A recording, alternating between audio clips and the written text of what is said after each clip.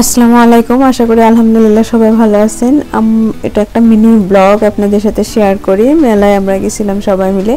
এটা হচ্ছে মেলায় ঢোকার পথে, জাস্ট আমরা গেটে এন্ট্রি করব। তখন বাবু কাউকে হাতে ধরতে দিচ্ছিল না, সে একা হাঁটবে রাস্তার মধ্যে।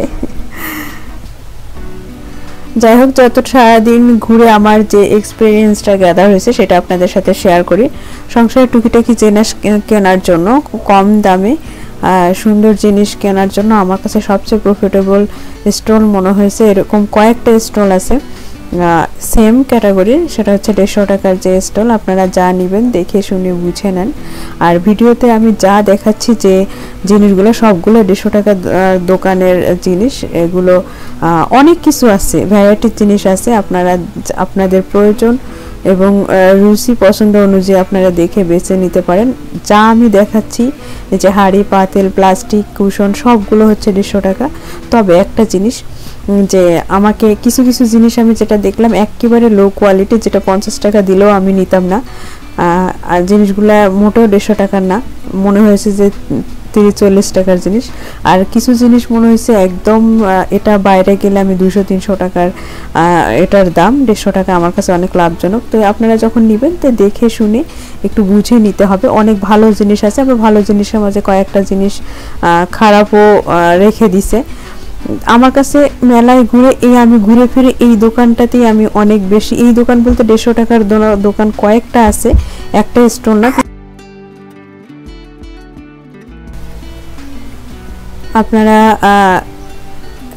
এই মেলায় তো অবশ্যই যাবেন, গেলে এই কয়েকটা দোকান ঢু মারতে পারেন। যেমন এই ফুলটা দেখাচ্ছি, এই ফুলটা কিন্তু আমি মেলার আগেই কিনছিলাম 350 টাকা দিয়ে, বাট 150 টাকার স্টোরে দেখলাম অনলি 150 টাকা করে।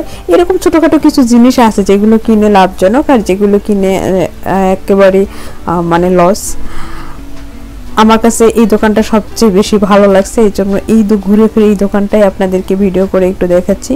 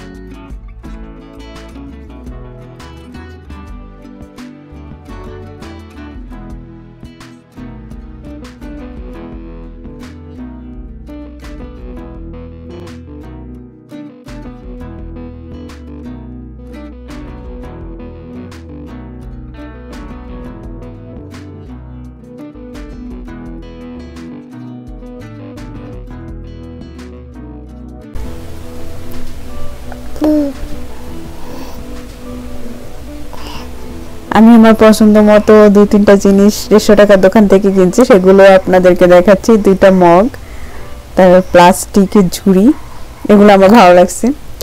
তো থ্যাংক ইউ সো মাচ ভিডিওটা দেখার জন্য। সবাই ভালো থাকবেন, সবসময় পজিটিভ থাকবেন। আজকের জন্য আল্লাহ হাফেজ।